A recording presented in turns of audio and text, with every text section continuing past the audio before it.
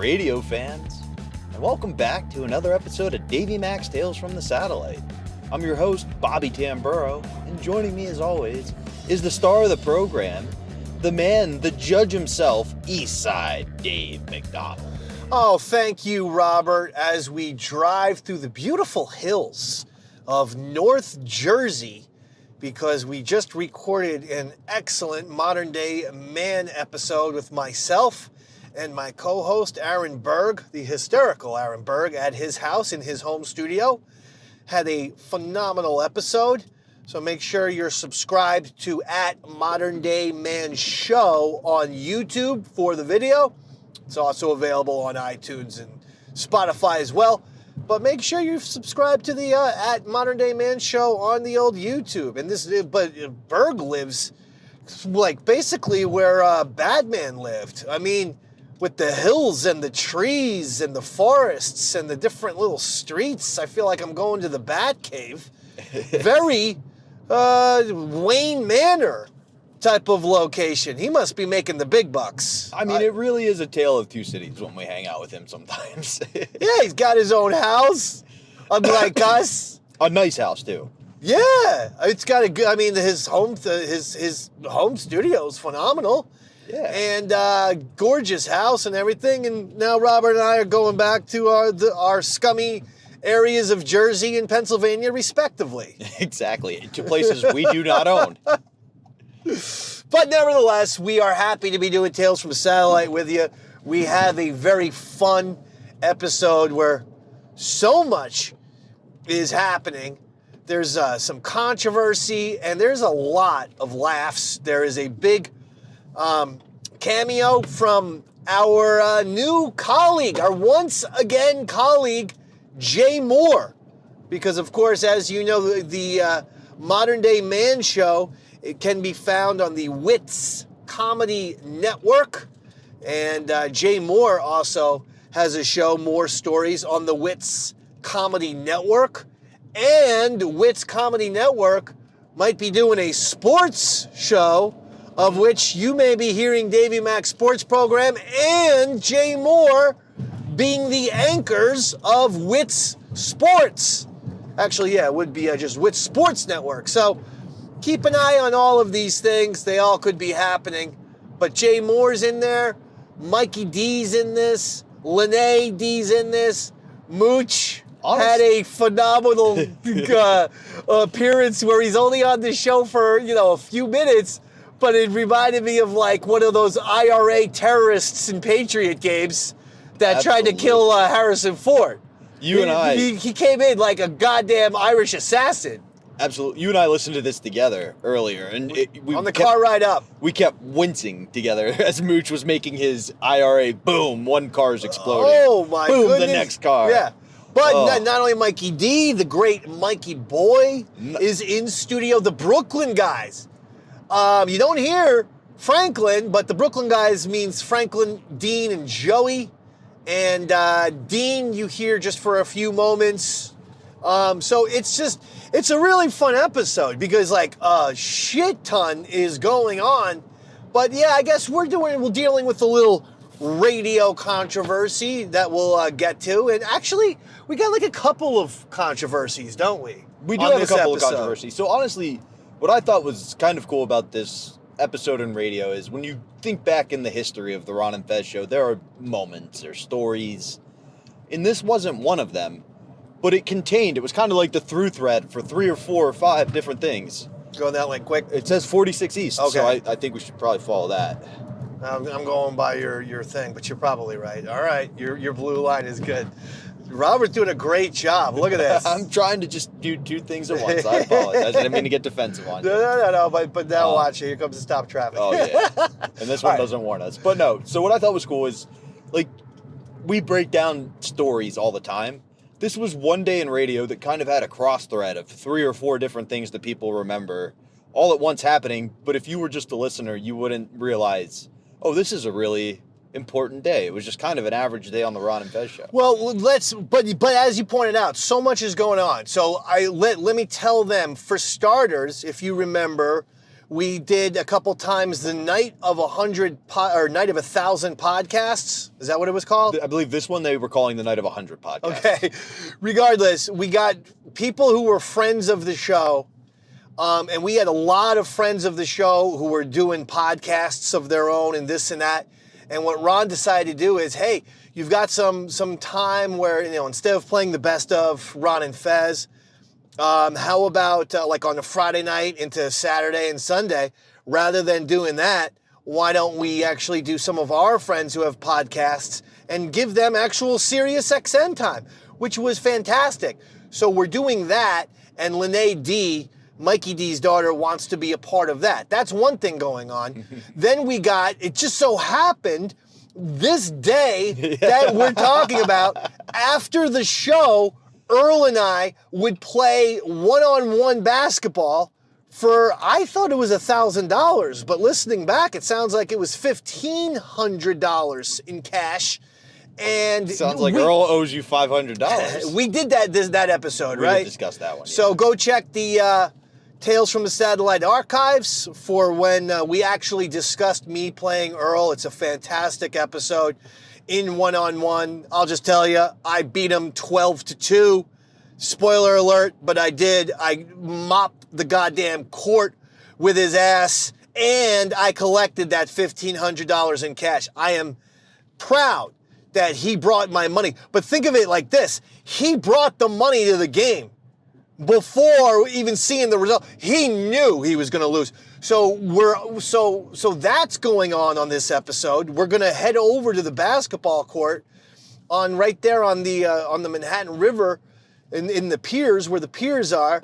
We're going to do that. We're doing Night of 1,000 podcasts. And 1 billion people are in studio. The Brooklyn guys may have even been filming, trying to get footage for the Ron and Fez TV show we were trying to put together.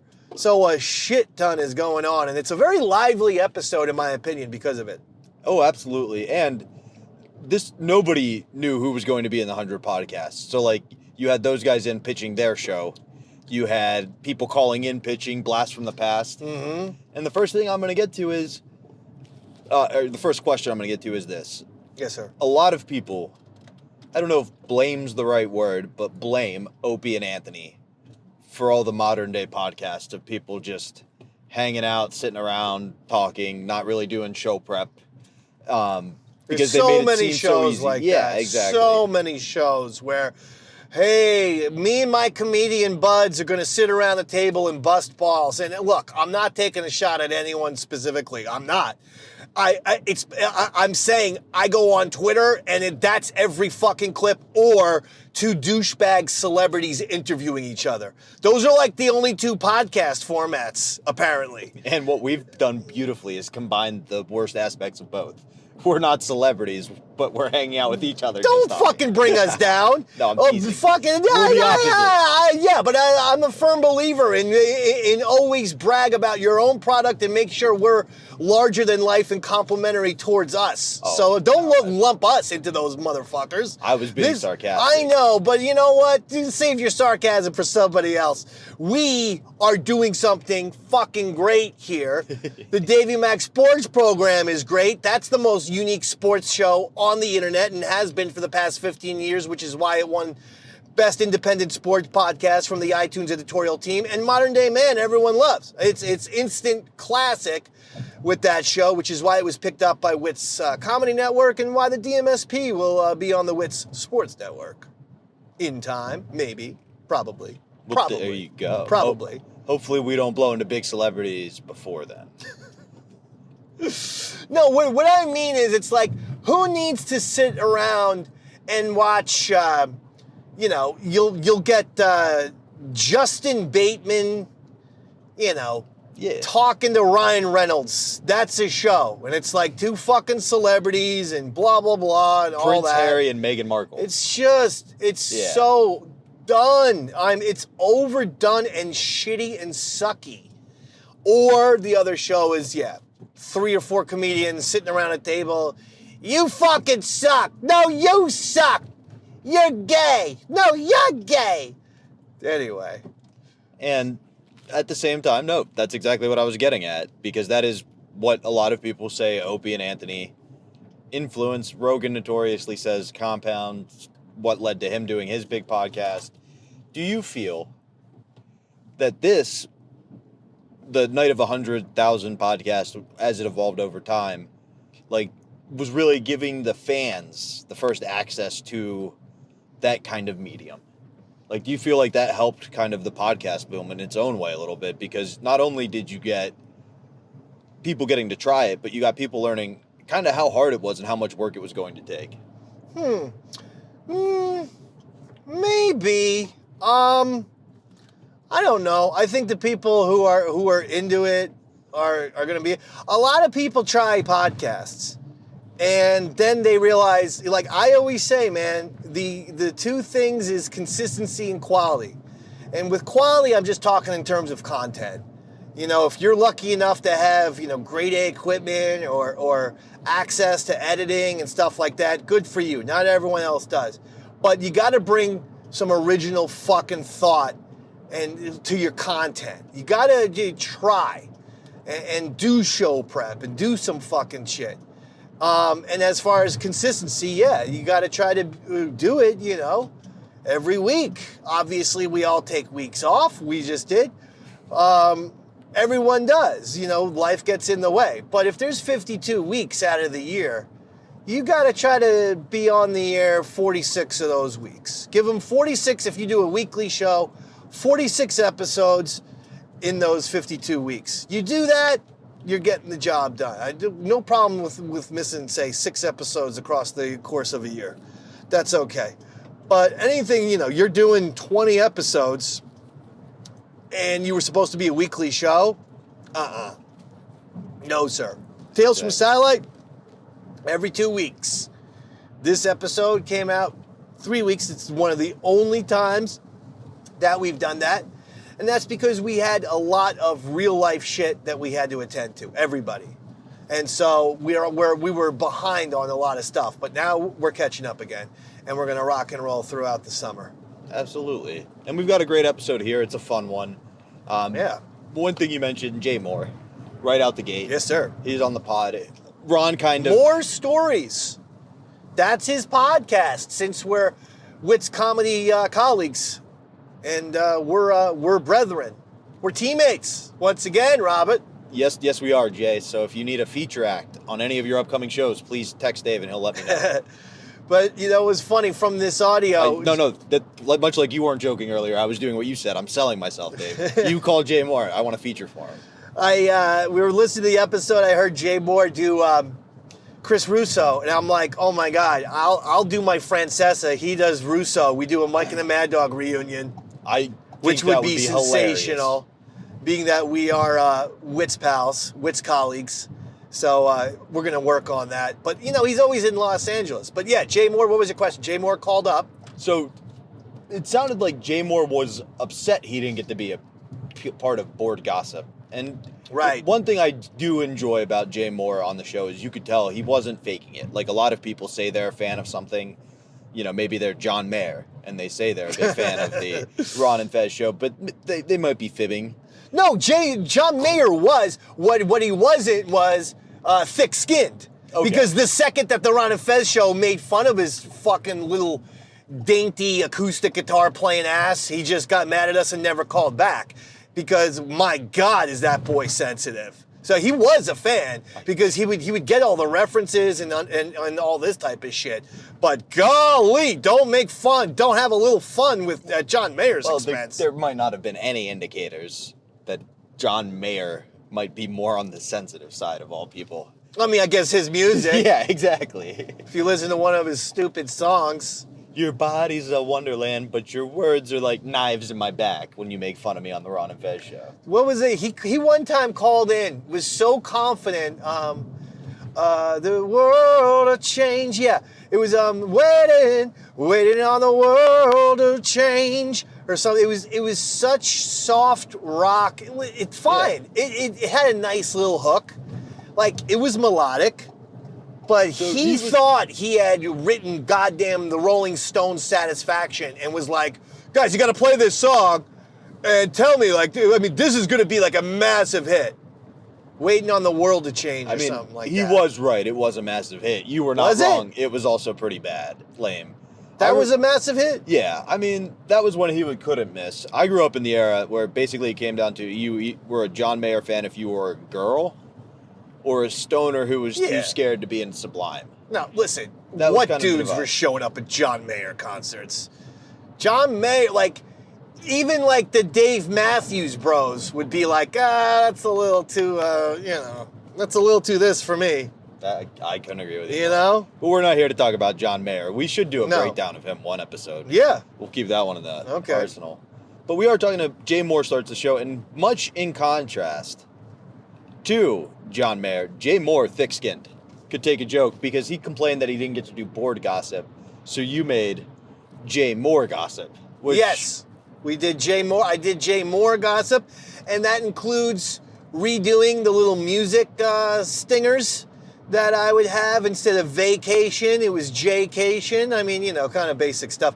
But goddamn, the fucking sound was that got over. It got over big time. Yeah. Now, my question for you is, if I was in a position and Jay Moore did something like that, and I went to do this, it would be to be funny, but it would also be motivated to be some of my funniest stuff. Because, like, all right, Jay, let me make, you know what I mean? Like, if I'm presenting to Jay Moore, who's a comedian, I got to make it as sharp as can be. What's your mindset going into an opportunity I don't like think that? like that. I'm going to, what I like to do is just make it stupid, silly, and entertaining. That's it. Yeah, So, I mean, fuck it. Jay Moore likes it. He'll like it. But for me, it's just, it was goofy, taking all of the regular songs and changing them into Jay Moore puns. And then I believe what I got from how I did it was, instead of going to Whackbag, ronfez.net, FBA, I went to jmoore.com, his website, and his website would post all of his tweets. So either I could get like an article from jmoore.com, or I could just use one Analyze his tweets, use one of his little tweets, but everything was gotten from jmoore.com. That makes sense. And it was, like you said, the joke was the musical stingers for the most part. There were some fun parts in there. There was a shot at Ashton Kutcher. I thought it was well written. Oh, the punchlines were hilarious. But honestly, like, as we were listening back, a couple of times the people were laughing through the joke because of how much they enjoyed the musical setup. The music was massively over, and there's nothing better than where there's a lot of people in there, because goddamn, it was like Cheers. This fucking Ron and Fez show is been recorded in front of a live studio audience. Like, I felt like that. It was great. I enjoyed that. Instantaneous feedback too. You know what's hitting. You don't have to wait and see what till after. No cowbells thrown at me on this movie. No, and On this picture. that's a great point, because as soon as you finish Moore, they bring in who I'm going to describe as the main target of the day. And we will let the audience hear a little bit of that right now, and we'll be back after this from the Ron and Fez Show. I was talking with Jay Moore yesterday, and I wouldn't mind doing a podcast with Jay Moore. I think the kid's got chops. I think he's ready to go. jmoore.com. jmoore.com. More gossip. The Why can't jmoore.com be on board gossip, Dave? yeah, next board gossip, jmoore.com. I'll try. Do it tomorrow. Razzle dazzle. It's more gossip with Eastside Trulio.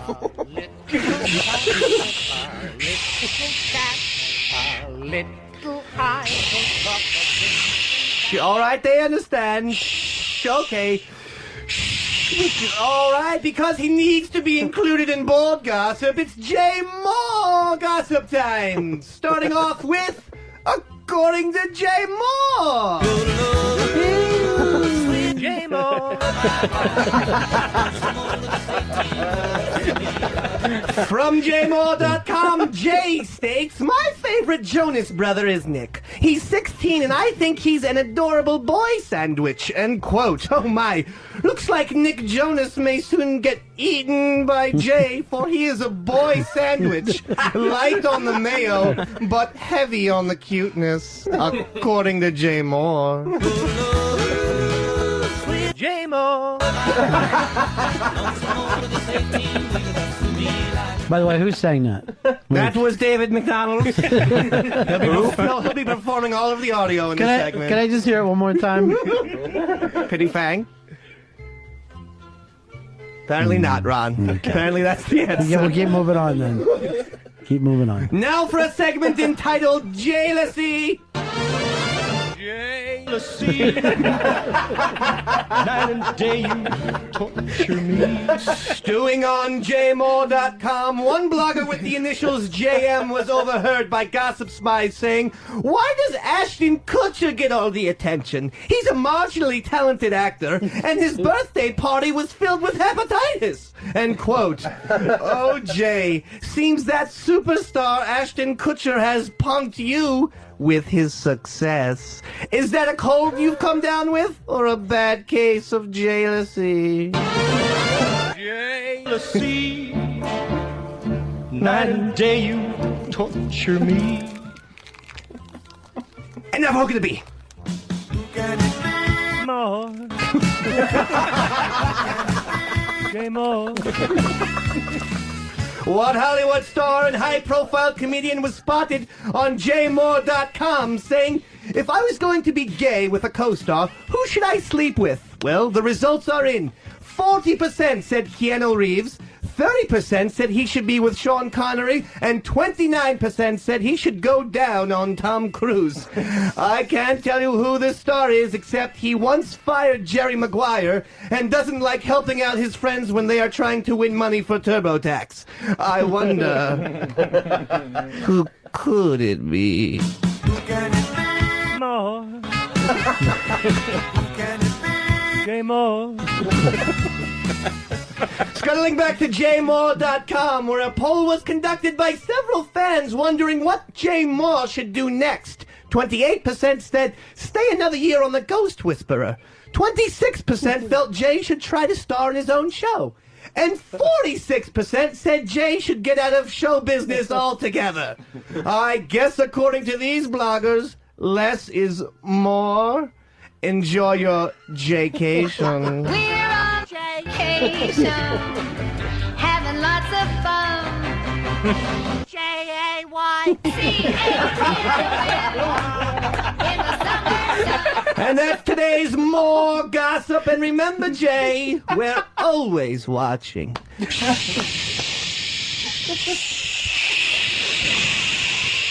Hey, Moe. All right. That was more gossip. You see, Lene, if you brought stuff like that, you'd be a shoo-in. I do. What do you have? I have two. Did you know? Excuse me? What do you have? Two little. Did you know? All right, let's. Why scream What at I us? can do. Yeah, let's take a listen to Did You Know? Okay, let me go. Hold on. All right, where are you leaving? No, I'm not. I'm not leaving. What do you have that in your trapper keeper, honey? Got a trapper keeper with you today? I guess so. Is Earl ready to set you up, or you need any production, or you're good? Fine. Okay. Okay. Did you know Natalie Portman, international movie star and from Star Wars, was out walking her pooch the other day in the West Village with her Venezuelan-born folk singer boyfriend? Natalie bent down to get a pup's eye view of the surroundings from ground level. Another stroller's frisky dog raised its hind leg, relieved itself right on Natalie's shoes, and walked away. Disgusting. So, opinion on that? No. I already saw it in TMZ. Is that where you got it from? No. Where'd you get it? From, people. I have my own people. But is there a joke to it or anything? Like a funny, like a Dave thing? Well, yeah. What's that? If you want me to. Sure. Please. Let's see. Well, I'm just thinking of a joke because, I was getting down to the facts, and what I was doing was You know what? It's not your fault. You weren't. You weren't ready for that. You weren't prepared. I am prepared. She didn't know. She didn't know she didn't even know we were doing this today. Yeah. I was prepared. Look, I have my did you knows to do. Yeah, I did know. Saw it on TMZ. So you were prepared? Yeah. The answer is yes. So there's no like funny joke at it. You just say this is what happened.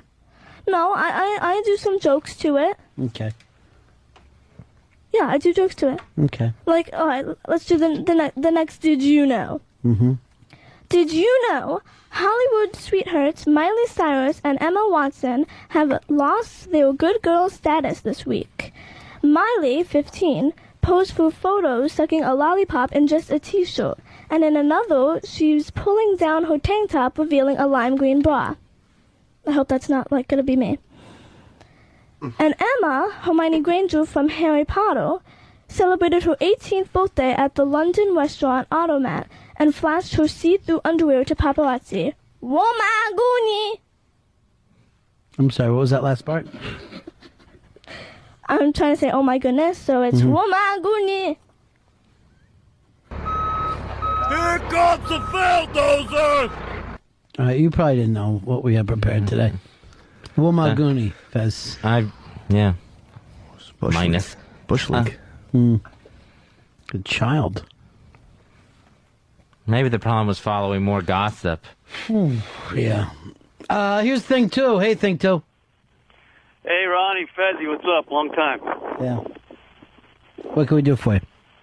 Listen, I got a, I don't know, possible late entry into the Night of 100 podcast, possibly. Weren't Hello? you sent home one night when you were an intern? Was that Thing 1 or Thing 2? What did he get sent home for? I remember, actually. I think he'd given you some copy, and it was for a spelling test, and you had asked him if all the words were spelled right, and he, I think, bet his hair that everything was spelled right, and he lost, and then refused to get his head shaved. Oh, man. That's exactly right, actually. Holy crap. Is this the kid that I grabbed by the shirt and took him out? Or is that Thing 1? No, I think it's this one. Did I grab you by your shirt and pull you out of the studio? No, I actually shaked your hand, and then I just hung around for about 3 more months, but I came in the morning. Friday Fright went out the studio by his shirt. No, Friday was my buddy. Are you sure? Yeah, I don't see this working out for you, Thing 2. Yeah. Why not? You didn't shave your head years ago. I still don't like you. Yeah. All these years later, I just don't like you. I don't even remember this thing, but if you left the show because you put your hair up and then didn't shave it, I can't see giving you a break years later. Well, it was like an ultimatum, really. Yeah. Either shave my head or leave the show type of deal. Right. Well, you've left the show. Yes. The show is still going on and you're not part of it. I guess crap happens. Yeah. All right. Enjoy yourself. Should try to get a break in another 6 years. Crap happens, he says. What a fucking idiot. Excuse me, Lene. Jason, you're on Run of Fez. Hey, what's going on, guys? Yeah. Hey, did you know that is radio gold right there, man? You need to give this girl a show, dude. Yeah. Thank you. Did you know? Did you know? Oh, Jew. It's like a Jew. That's how it's supposed to sound, but it's not supposed to sound like against Right. Jews. Like, did you know No, who's running Hollywood right now? Well, I can't just say, did you know? Right. My wife is Jewish. And that hurts? And your just baby's hurts. going to be Jew. I have a little Jew baby, and you're going to make fun of my Jew baby? Did Jew baby get born? Did you have a baby? I'll say right now, I don't know how many points off for anti-Semitism, but Fez really should take. I put 2 on. I give her +2. She's back in the game. We got a couple of things that she's done. You did here on your show. This is you talking about, I guess, Elliot Spitzer. You talked about Elliot Spitzer? Yep. All right, let's take a listen to that, Earl. So Spitzer was taking a lot of money out of accounts from the bank, right? All right. Sounds fishy, right? Yeah. Smells fishy. Huh? Why in the world? Now, he was doing a bunch of money transactions, so, of course, it smelled fishy, and the bank informed the feds. So, you see, he spent $80,000 on prostitutes. Fishy indeed, don't you think? Well, he was making structured withdrawals, which are withdrawals that, you know, like you don't take a lot of money all at once. So it's not like he's going in and saying, all right, let me take out $80,000. No, because then you know that that he's up to something. See, I went to the facts. Yeah, you know a lot of facts. Here's Tom. Tom, you're on Run Fez. Did you know that 5 years from now you're still going to have that terrible speech impediment? Oh, Thank you. Jeez, that's mean. I don't care for that. Have a nice day. People are mean. I know. People are cruel. But I handle it calmly. I don't, curse at people. Yeah, that's one of the problems. We're looking for a kid who really does a lot of cursing. Well, that's not how I roll. I know. I handle things, calmly, and, That's why we might be going with Frankie F-Bomb Cardile. That kid? Yeah, he's in 4th grade. He's younger, he's ready to drop the F-bomb. Mouth on that kid. Yeah, he is. Wow. Yeah. But he's funny. Oh, yeah, you can't deny that. Like I always told the kids, Yeah. you could be working blue. You don't, you're too funny for a Right. clean act. I said that to Brian Regan. Let's hear Lene talk about the Rolling Stones. Did you know the Rolling Stones movie Shine a Light, directed by Martin Scorsese, Who? premieres on Sunday. It's expected to bring in movie stars, among the many expected, Leo DiCaprio. Oh, Leo. Val Kilmer and Gina Gershon. Yes, Leo. Anyway. The film even features footage with Hillary Clinton scolding her husband at his 60th birthday party, where they played, screaming, "The Rolling Stones are waiting for you!" Something like almost like in my voice, around the world. I bust, says one of the Stones after meeting 30 of the president's friends for a meet and greet. So maybe this wasn't one of your best shows. What? Hopefully it was your worst. Yeah. Have you only done one? What? Have you only done one show? No, I've had 114. This week it's gonna be my 115th. Paycheck, you're on Run Fez. Hey, Ronnie. Hey, Fezzy, maybe you can get a hold of that Jumpin' Bobo. Now, that was a real talent. He needs to have a podcast. Does he get a new movie coming out, Fez? He has, I think it's Choke that is coming out.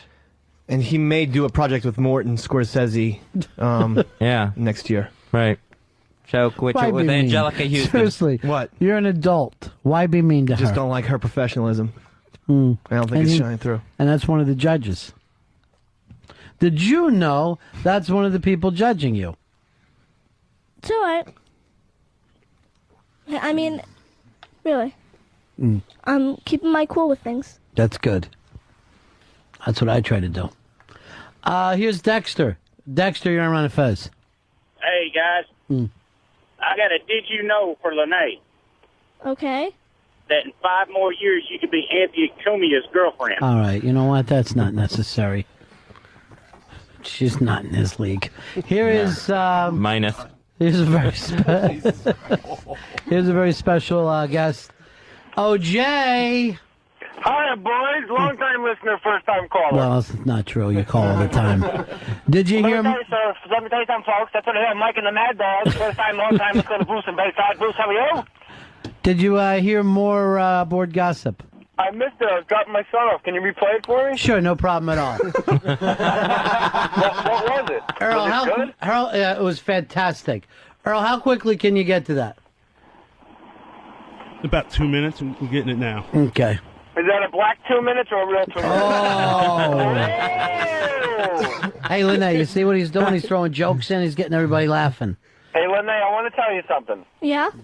I think you're fantastic. You're doing a really good job. Okay. And the reason I listen to this show a little more than another show is because they're not mean-spirited. Right. And when people call the show and say rotten things about you, it makes me not even want to listen to the show anymore.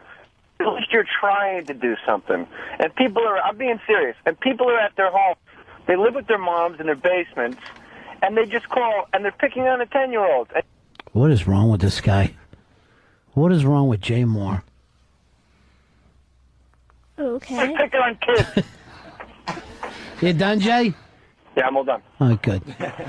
What happened? Were you abused as a child? No, it's like, you know, you're going to have 2 abusive shows back to Why? First of all, why are you going to be attacking O&A for being abusive? I'm not attacking O&A. But you're acting like it's abusive. My history with O&A speaks for itself. Does it? No. You never call him anymore. I called them the other day, and all I did is make fun of you guys. Well, see this? You see this? Mm-hmm. And after this is, we just heard a race joke about our Earl. Earl, you okay right now? A little hurt, Ron. Yeah, I understand. Yeah. You've been through a lot today. All right, Jay, thanks for calling. You son of a... I Do you hear can't that? curse because there's a kid there. All right, bye. Jeez. I'm not going to... Excuse me, Lene. It's all right. All right, put your hands over your ears. Over your ears. My ears. Yeah. Yeah, not your headphones. Okay. Jesus Christ, what the hell is that all about? Mind if we make a living? And then he's going to bang on O&A at the same time? What, are you going to have 2 abusive shows back to back? I do not understand. All right, I'm putting them on again. Why? 'Cause. Hey, honey, in all honesty, today wasn't your day. You've had a lot of good shows on here, but today wasn't one of them. Why? It didn't seem like you were ready today. I was. Mm. Yeah, I was. Okay. I tried to, help you out a little bit. Charlie, you're on Fez. Hey, did you know that Stalker Patty gave up a baby for adoption a few years ago? Charlie, do you want to make Jay Moore cry in L.A. when he hears things like this? If Jay Moore cries, it's okay with me, dude. He's in a really bad mood today. He wants a nice, gentle, jolly show every day. Hi, let me go over here. Hi, you're on the Ron and Fez show. Who's this? Eric, Hey, what can we do for you? I just wanted to know how Lene felt about dressing up like Ava Braun. Again, Jay Moore is listening. He's very, very sensitive. He's been through a lot. He passed the sensitivity test in 20 minutes. Absolutely. Because his stuff is so friendly and nice to everybody. Here's Leader. You're on Fez. Did you know in 5 years Lene could be in Paid Forward too? Thanks. All right, we're going to break here. Ron and Fez show. Ronnie B. SW. Ron and Fez. Why, Johnny Ringo. You look like somebody just walked over your grave. Fight's not with you, Holiday. I beg to differ, sir. We started a game we never got to finish. Play for blood, remember? I was just fooling about. I wasn't.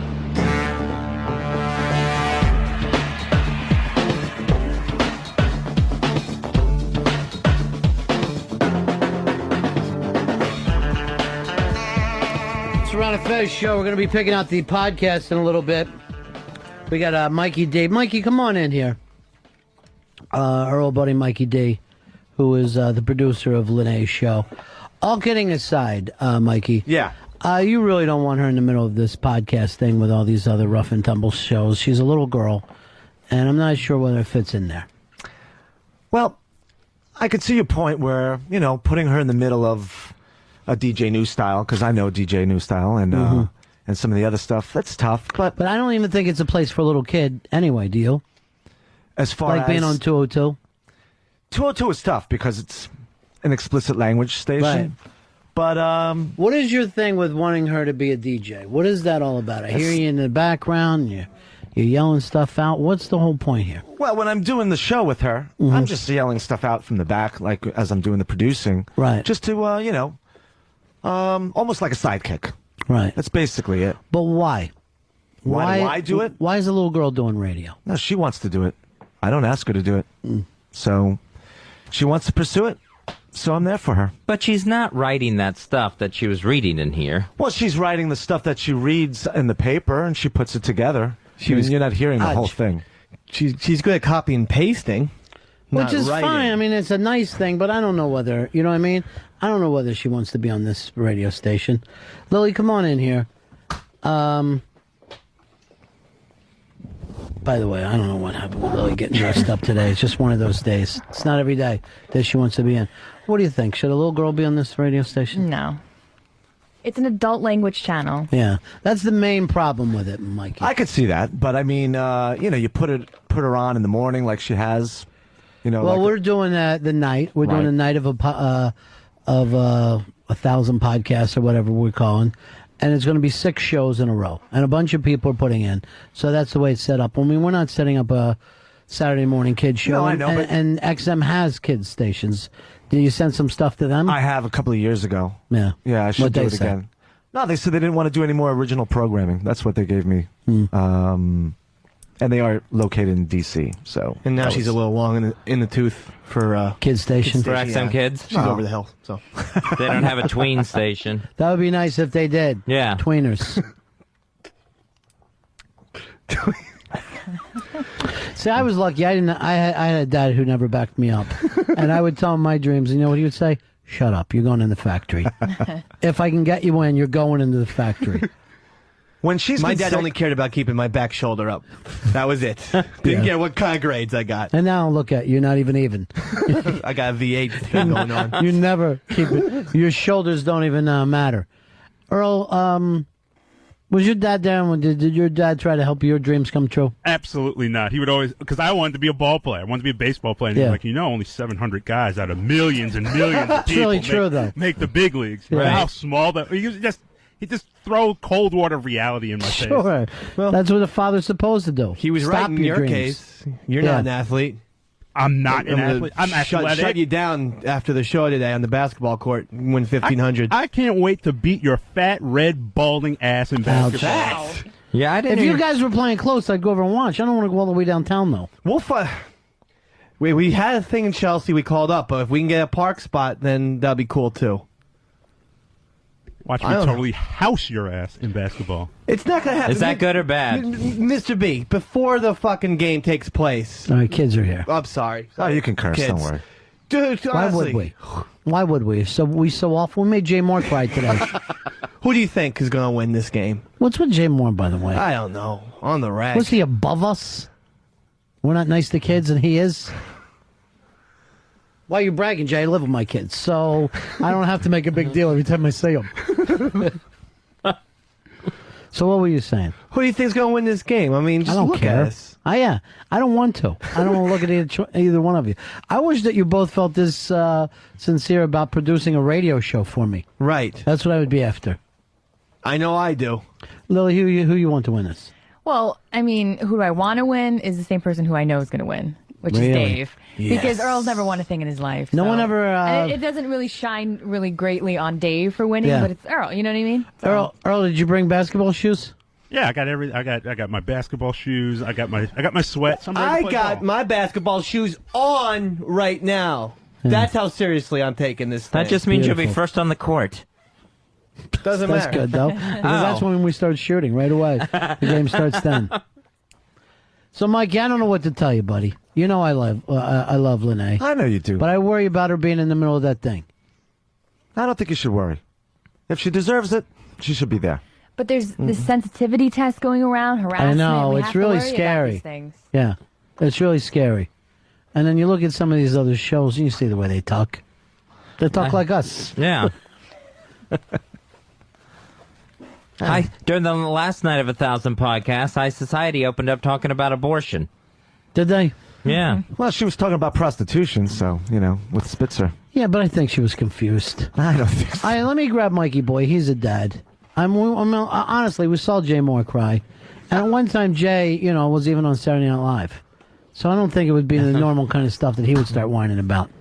What do you think on this, Mikey? Should she be on? It's tough to say. I mean, it's a not the best fit, I would say. Right. That's the biggest problem. Yeah. Right. Now, if we were doing a kid's show, yeah, I think it would be perfect. Yeah. But you heard Redding and his crazy friends. Yeah. Yeah, it's tough. I mean, it's definitely going to be a real change of pace. I don't know. It's hard to say. Is it good for her, though? I mean, you got little kids. Would you want them But I mean, she's not hosting going a show to it, too? She's not going to be exposed to the language on the other shows, and I see. she just. I mean, it's not like it's going to be somehow taking anything away from her show. And what does she do? She plays, records, too?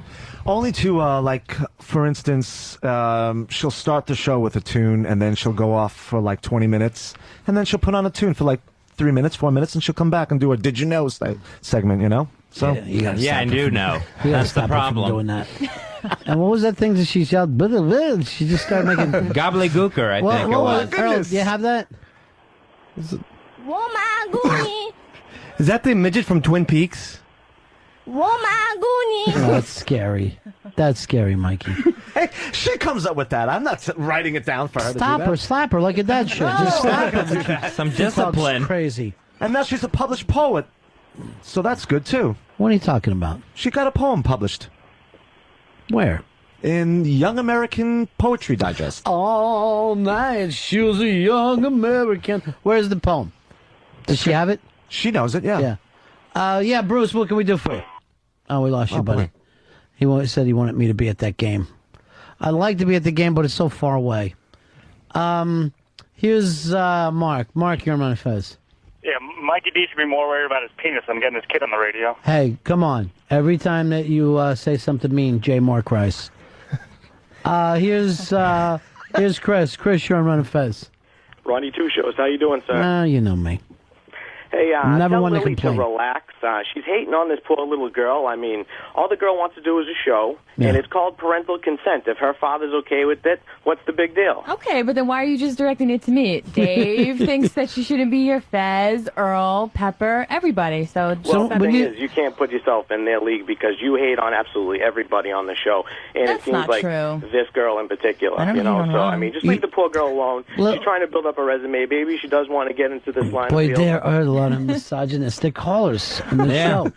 I know Jay Moore is probably crying in the fetal position. Lily, when you get mad about people, I like when you lay on your back and spread your legs real far and say, "How do you like me now?" Yeah. Where's little That Lene? usually gets them. We still There got she her. comes. Yeah. Lene, come in and read your poem. Go over and grab the mic here. What's your poem about, honey? And what's this Young American magazine? It's like Weekly Reader? No, it's not a magazine. What's it like, highlights? No, it's like a book, and Uh-huh. it's for every year. Every year they come out with a different book. At what, at your school? No, it's not at my school. I don't know what you're acting like we're on different sides here. You're fine. I've never heard of Young American books before. Well, I mean, I really don't. There's the what do you call it? I forgot what's the organization name, but it's a book that comes out every year, and it okay, kids. All right, Mike, from you really think schools- she's prepared to communicate on the radio? It's She's a little hard to confused. explain. She's a little It's hard to scared and explain. she's a little It's confused in difficult. here. She seems scared a little today. Yeah, I'm not you're a little scared. scared. You embarrassed your dad today. Your dad's No, upset. she didn't embarrass- You let your dad She down. didn't embarrass You let me. your dad down, and you're She gonna never get hit lets later. me down. No, kids. She write a enter poem their- about it. Kids enter their own poems, Yeah. and the organization picks them out. What'd you just do? You write a randomly. poem about some kind of horse or something, like a pony? No. Oh, not Sparkle Pony again. You write about Sparkle Pony? Well, the poem's name is Cece. Why, Daddy, why? No, Cece. CC. Cece, because that's the name of my hamster, and I really love him. So You love a hamster. I love my hamster. Okay, see what I'm saying, Mikey? Sparkle Hamster. Oh, that's nice. You go, you have that little show. You talk I know. about Cece the hamster. I know, but So for, what that's do I like for a say? kids What channel. do I say to Cece? Yeah. Cece, I hate you. I don't even know what you're saying now, honey. No. Look, he's my pet. I know your dad put you on a lot of pressure here today. no. A lot of pressure. And now you're No. talking to rodents. You're that batty. No, he's so cute. We are back.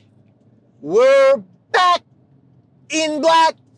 Ba-na-na, ba-na-na-na-na-na-na, da-na-na, da-na-na. I should probably keep my hands on the wheel. Yeah. Given my driving record. But we are back, and we are Tales from the Satellite, not the Ron and Fez show. You guys just heard some audio from that. And Dave, I wasn't as around for the Night of 1,000 podcast. It's hard to find in the archives. Do you remember this at all? Like, can you give me, what was the thought process behind I it? definitely do, yeah. What went into it? Yeah, please. Well, we definitely had a lot of people who submitted 15 to 30-minute demos showing off, like, here's my podcast, or this is what I would do on Sirius XM, and we listened. I listened to all of them. It was a lot. It was very cool because, you know what? You hear so many best ofs throughout the course of the week. do you need more best ofs on Friday night, Saturday, and Sunday? I don't think so. I thought it was a great idea. It was Ron's idea. You know who else I think thought it was a great idea? Who?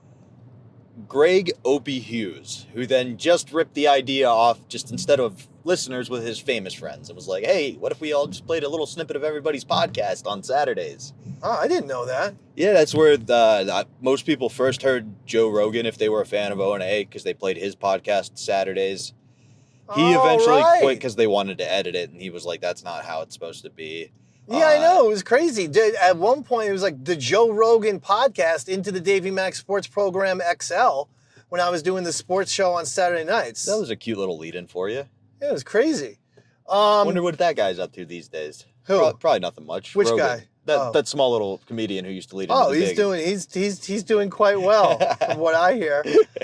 But I thought it was a great idea and listened to all of them, and I took it very seriously. Wanted to, just wanted to have podcasts where it's not just going to be like drivel, like gobbledygook, just nonsense type stuff. I hate to say this, but like Tommy Z with the cigars, he had this, the old-fashioned approach. I mean, like radio from like the 50s where he would talk to himself. He would have like 8 different characters, a bad Jack Nicholson impression, a bad William Shatner impression, as if, comedians in the 80s hadn't done those impressions to death. But nevertheless, but he's also he's being himself talking to these people, and it just sounds like a fucking lunatic, in Central Park who has no home, who's fucking having a mental breakdown in public. It doesn't necessarily work out as well in practicality. Doesn't sound good. It doesn't sound like a radio show. So number one was, let's just get some shows that at the very least will function as a radio show. Now it's up to them as to how entertaining they're going to be. And with Lene, that was my fear, that it was going to be not just someone talking to themselves, but a kid talking to themselves. So we'll get into Lene in just a second, like at her audition. But Lene, we hear a bunch of times, grew up with the radio show.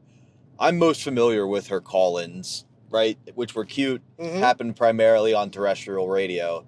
What it seems to be the culmination of this is a kid punching in for a minute or two on a phone call, laugh, fun, you can make fun of a kid for a minute, or laugh along with. You don't have to make fun of, but you know what I mean? Like, engage them in a funny way. Phone call, you're in and you're out. So now you've got an hour stress. Straight of the kid driving it. That's part of it. It's tough. The Ron and Fez show is now an XL show on Sirius, right? Sirius XM, Sirius XM. So it's an XL show. It's cursing. It's a lot more vulgar. And it's going to be surrounded with shows that are done by amateurs. Some, like you said, good at it. Others need a little work. But at the end of the day, those guys are going to fall into cursing, to dark topics. Fez makes the joke that High Society Radio opened talking about abortions. Yep. So, you've got this weird situation of somebody who was a fan of the show and the fans did like in this position. And why did it fall on your lap? Oh, I was a producer for Ron and Fez.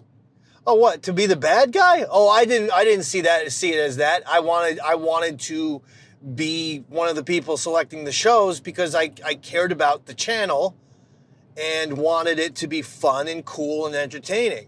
So I wanted that. Oh yeah, I can't get upset. I'm not gonna get mad if someone, if they weren't selected, their podcast wasn't selected. First of all, we were planning to do, a few of these, so maybe your show will be on next time. Okay. And number 2, it's like, come on, man. We only have so many slots. We called it Night of 1,000 Podcasts, but it wasn't going to be 1,000 shows, or Night of 100 Podcasts. It still wasn't going to be 100 shows. I forget. We heard here it was 6. 6. There you go. 6 shows. They 6 or 9 is what? Yeah, in my memory. But so I relished being one of the people selecting them and going through all the podcasts. No, that makes sense. I more meant the bad guy with Lene D. As we hear on this episode, you kind of. Maybe it was a self-appointed situation where you were going to be the one to humble her on air that day a little bit. At one point, she reads a poem, and you call her Emily. What was Stinkinson. it? That made us Emily both laugh. Stinkinson. I had a couple of little harmless little jabs at Lene D just doing what the Ron and Fez show do, Daddy. I wasn't trying to fucking pick on this little kid. Okay, I wasn't accusing you of that. I just felt You just said I was the bad guy, and how did I go? What was going through my thinking of being the bad guy? And what I'm telling you is a get her with Emily Stinkinson. I guess maybe you were the one who didn't put on the kid gloves. You treated her like an adult, and therefore maybe treated her more like an equal. I don't know. Yeah. But I mean, I like the Emily Stinkinson. Her poem was terrible. It was about her stupid little hamster. You said you were going to flush her hamster down the toilet. Yeah, then I wrote a rebuttal like fucking 12 Mile or 8 Mile, whatever the name is that goddamn that movie. 8 Mile, and I guess my point is... it was like a rap war. You didn't hear Fez rap battling with Lene. You were the kind of the heel to her. But I'm just being me, bro.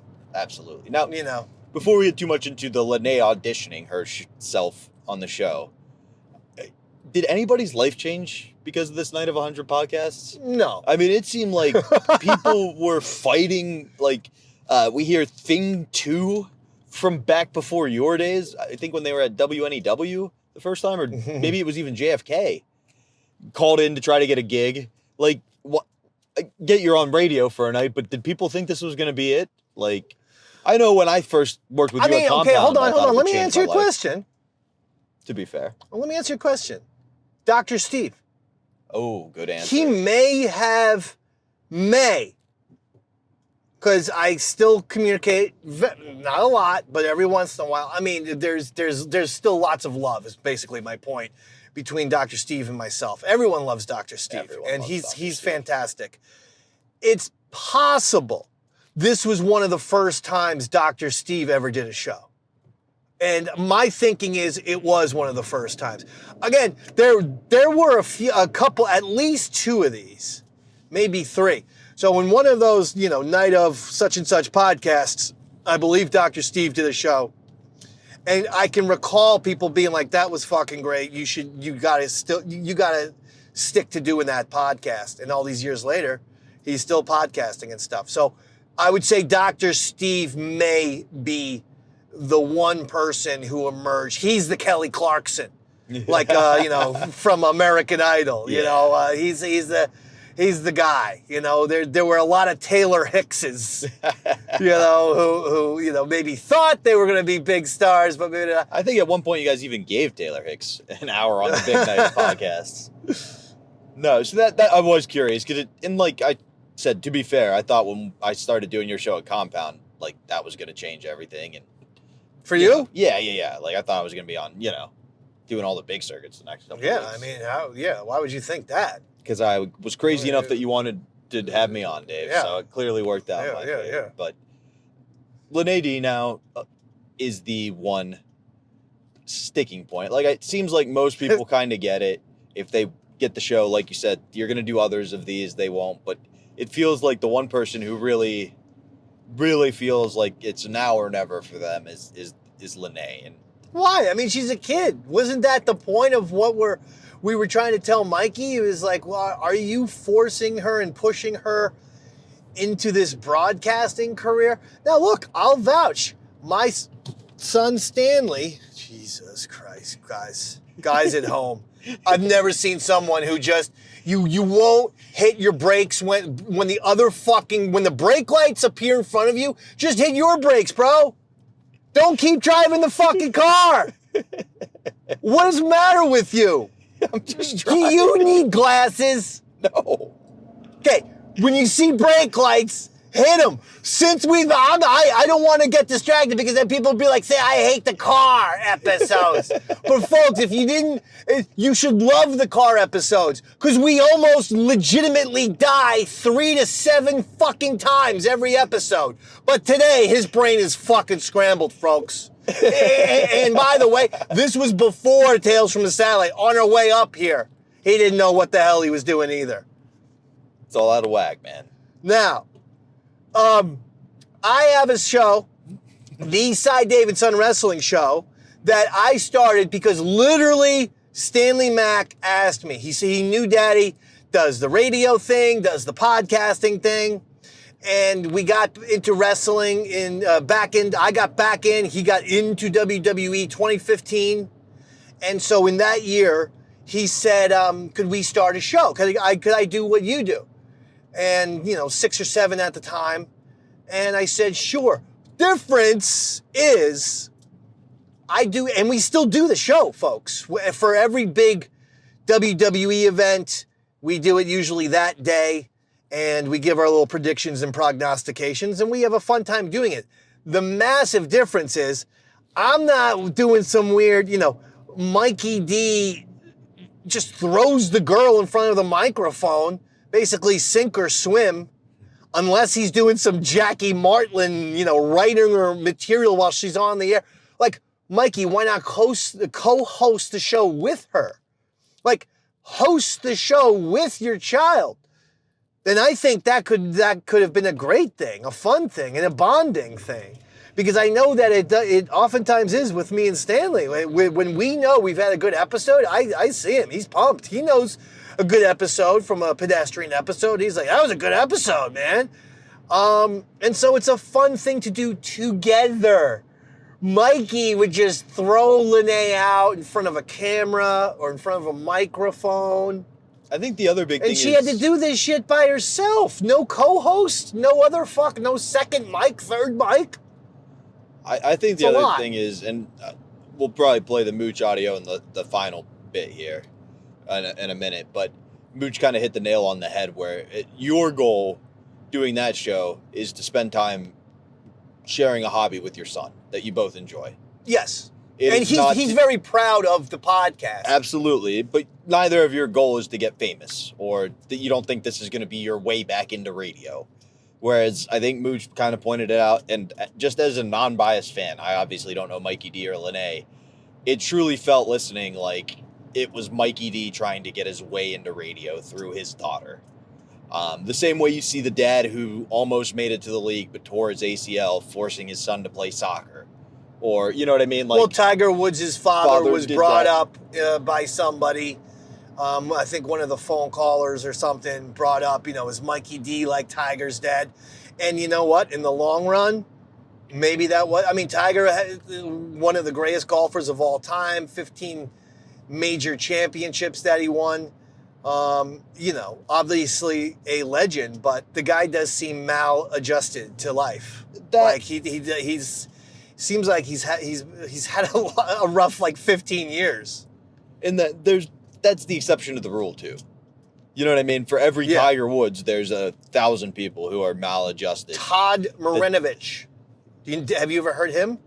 The name sounds familiar, but I can't say I know. His dad wanted to make him the greatest quarterback of all time. And he was from California. And he got the kid, and he was just football. Even got him to USC. And the kid even got drafted by the Raiders. And then once he got to the NFL, he got exposed. He just didn't have the arm. Well, what happens when Todd Marinovich, then his NFL career fizzles out pretty quickly? Became the biggest druggie on the planet Earth. Yeah. And it was because they asked him years later, what happened, you were a clean living guy and everything like that. He's like, my dad never even let me have McDonald's. So when I became an adult and went to the Raiders, it was time to fucking party. I tried everything. Forget about McDonald's. I was fucking trying crack and heroin and shit like that. So yeah, when you kind of force the kid into doing something, you got to be careful. And that's what I think everybody's concern is when they're bringing this to Lene. And to be honest with you, it's kind of should not be Dave, Mooch, Lily, Earl's responsibility to say, hey, Lene, this isn't for you. At a certain point, if you aren't trying to live vicariously through your daughter, it's your job as the adult to go, hey, you for an hour is going to be a bit much. Right? Yeah, because she was doing the show by herself. If she had a co-host... specifically about the podcast, Great Night of Podcasts. Yeah. Right? So, just, hey, look, this isn't for you to submit to. Yeah, I mean, it just didn't seem like the right place. Honestly, she could have just taken her Ron and Fez appearances and strung a thing together if she wanted to ever be in radio. or and you know, you help out your college radio station, or you give them that, and you go, look, I'm on the radio already, and I want to be a radio person. I want to help out at the station. They're probably going to say, yeah, absolutely. So, yeah, a little kid talking to themselves for an hour just seemed insane.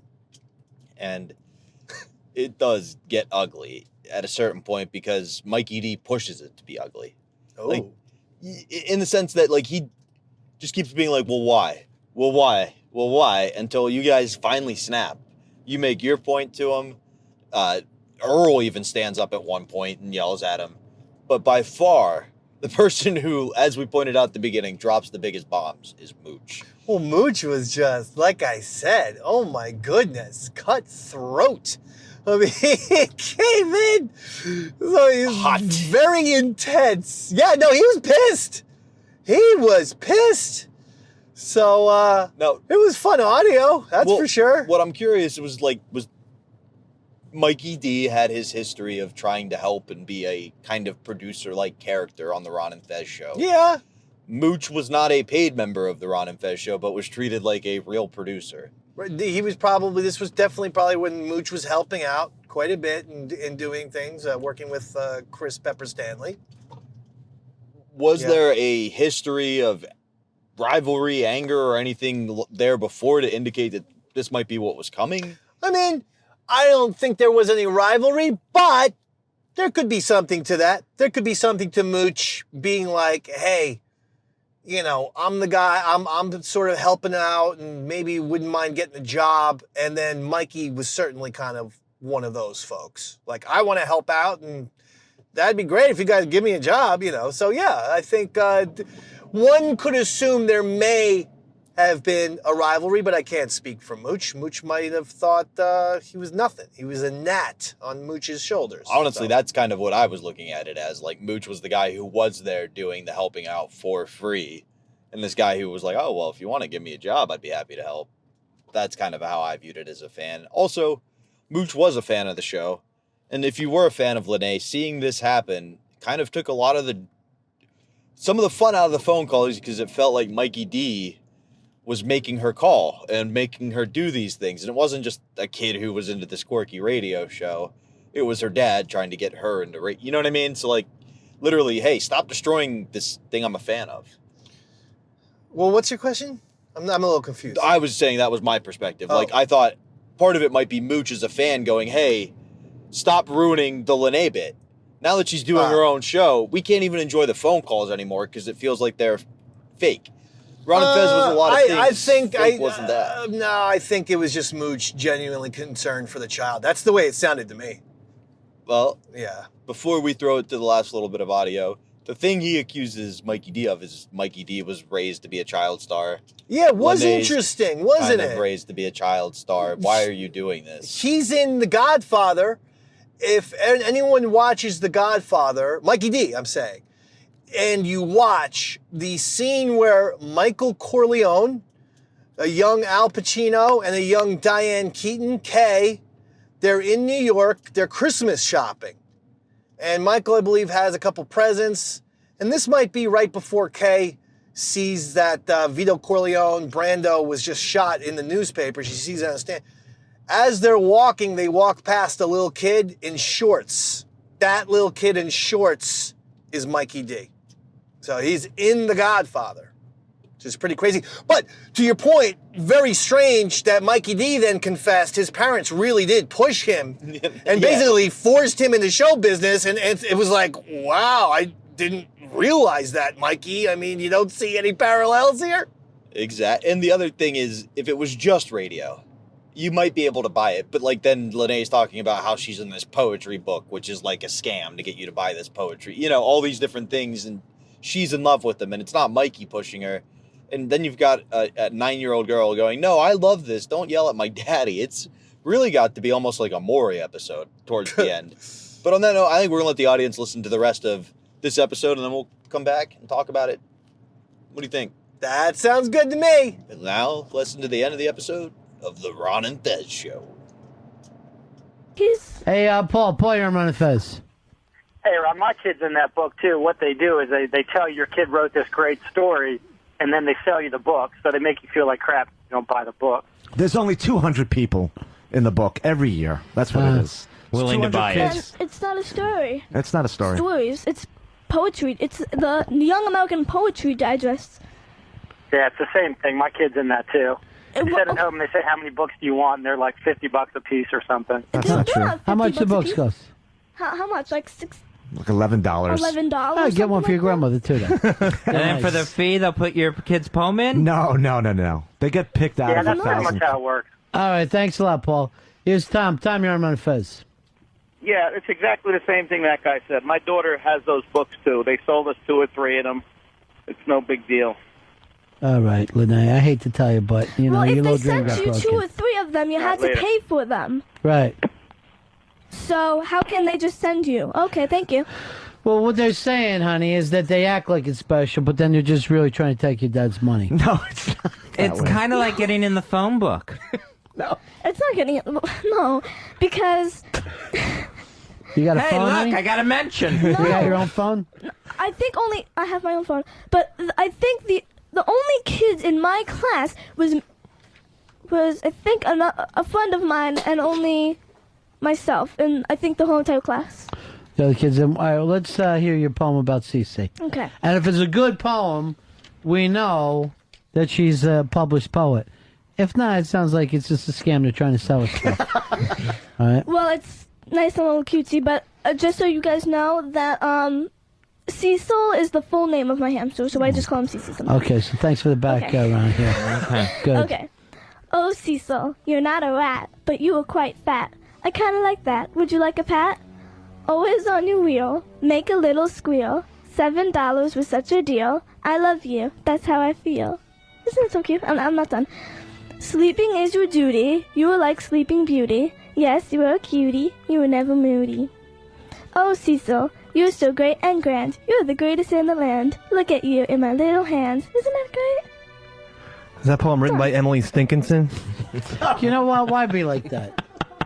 She's a little girl. You're making Jay Moore cry. Yes, it is written by Emily Stinkinson, See? a.k.a. myself. That's your pen name? Stop it. Stop it, Dave. You're the one with the bad haircut. Yeah. Actually, we should get you hairspray. We made a big mistake. Now, the book. You're in what grade? 5th grade? Yes. Okay. I don't know if that's a 5th grade poem. Well, Yeah. I didn't, make it's not. I mean, how can I explain it? I didn't do it to be like all 5th grade unprofessional. I did it because I love my hamster, and he inspired me to do a poem. So I You said, hear him talking, your hamster? Is he saying stuff to you? No, he doesn't talk to me. Did Hamsters he don't write talk. that poem himself? No. What do you put him in? One of those little tubes and let him walk around in it? No, he has a nice little, he actually has a big, cage that has, like, a little, like, den in it and a big, like, room in it, and then it has, like, a little house in it and a wheel and, and a water bottle and a food bowl. It's completely, nice. It's comfy. You cozy, gotta nice. clean up his little poop pellets? Of course. Mm. I have to. Otherwise Why didn't he's that show up in the poem somewhere? Well, I made the Did you poem. wash your hands before you came in here? I didn't clean his. Johnny, you're on Fez. Yeah, buddy, I want to get in the prize closet for making Jay Moore cry. I'm going to send you a big-ass prize closet. Jay Moore sobbed today because he didn't feel like Lene was being treated like the little princess that she is. Ron, I have a poem for Lene. Oh, if I great. could. All right. I take the egg, then I boil it. Good. I'm going to flush Cecil the hamster down the toilet. That's a The end. beautiful poem. That's a beautiful poem. How come it wasn't published in the Young American Poetry His Digest? mom doesn't have $11. Hey, That's for the Young American Retard Digest. Yeah. Oh, that's Yeah, I fine, read right? that in an article. They have one too. Why don't you write a poem called Daddy Makes Me Do Radio? I just want to be a kid, but Daddy makes me do radio. He doesn't make me. Sure he doesn't. He doesn't. I know you love your dad. You want to make him proud. Well, I mean, all kids want to make their parents proud of themselves. Like, they do their best in school and stuff. And, when when you do good, then you feel good also. It's not because of your parents all the time. I never was like that kind of kid. Were you, Fez? No, I just kind of like as best as I could get by, I would take it. No. I always just say to my parents, no, they're not having a Christmas show this year, but I got to go out tonight. They go, they're not having a Christmas show down at school? Nope. They will refuse. I don't know what's happening. Here's Radio Shark. Radio Shark. You know, perhaps everybody is going about this the wrong way because I've got an idea. What's that? Why not have Lene as a third guest mic on the Blowhard Show? As Blowhard talks about how rosy the past is and how dismal the future is, Lene could comment, if she's not crying hysterically, about his apocalyptic views of the world. It could be Blowhard, Pointer, and Lene, the past, present, and future show. And then maybe she could do a guest on Dr. Steve, you know, and she could talk about how the measles, what the measles was like, or the whooping cough, because I've forgotten. Great ideas, Radio Shark. I like when you leave with a crazy laugh, though. By the way, everyone that we know will be on the Dr. Steve show. Everyone we've ever met in our life is booked on the Dr. Steve show. The waiting room is full for the Dr. Steve show, which I believe is in May. Is it May or June? June 21st, Yeah. June. I was actually talking to Dr. Steve yesterday, and I was talking. Well, who doesn't? It is your turn. And we were discussing potty training, and he said, you should call my show about that. So, Everybody's in. You having trouble, Mikey? well, yeah. Let's go wherever you want to, Mikey. Don't listen to that's Dr. funny. Steve. Like he knows about it. Well, Lene, it was a wonderful poem. Thank you. But for a second grader. You're in 5th grade. Yeah, well, I wasn't trying to make it, you know, so Good. like what I said before. I wasn't trying to make it. I wasn't trying to make it like beautiful and like 8th grade level and stuff like that. But I wanted to make it, you know, cute and stuff like that. How are your grades at school? You did good? Yes. Yeah. I got the Principal's Honor Roll the first semester and the second semester, and Principal's Honor Roll is the highest award that you can get. Is that another $11 a semester? Nope. Very strong ego for a young lady. Yes, that's for sure. Oh, I can't wait to see her fall. I can't wait. A day is coming, my friend. I will be there. A day of reckoning. Yeah, I will be there. I don't know, Lene. You know, a lot of adults are waiting to see if they get their shows today, too. Well, I think that I would, you know, I wanted to have the shot, and you know, I mean, I'm getting upset because you guys think, you know, I'm just a kid and stuff like that, but I am a kid, yeah. So what? I can do a lot of things that, you know, adults can't do, like host a radio show. What? Eating Pop-Tarts. Of course adults No, can. well, some Sheila adults left can't Big do Brother that. class here last night. Some adults can't do that. Dead ones. And Don't some alive scare ones, her. too. I don't know. Let's see what some of the callers think here. Hey, should Lene be able to do her own show? Can you call pianos for me? They don't know me. They know you. Can you call pianos for me? Now, the last time you did the 100 podcasts, you had from 3 to 6, right? In the Yeah, but afternoon. now we're going from 9 on. Mm-hmm. We're going from 9 to 3 or whatever because 9 to 3 a.m. That it's the West Coast. It'll be like 9 o'clock out on the West Coast, the midnight show. Yes, Mooch. Can I have a word? Mikey, this sucks, man. This really is bad. What's the matter? Like, you did this stuff when you were a kid, right? Your mum brought you to the plays and you were forced into all this stuff. I was forced into it when And I was how do you like feel 4. about that? How do you feel about that now you're growing up? Do you appreciate it? Did you look back and fucking like it? Some of it I didn't like. Everybody sees this is what you're doing. Oh, no, I'm not Everybody doing sees that. it, Mike. Hey. I feel bad for you. I feel bad for her. That she's in a room full of adults fucking slamming her. Because you want this for yourself, not for her. I don't want it for myself, Mooch. Why are you here? What are you doing, man? It's She insane. wanted to come down.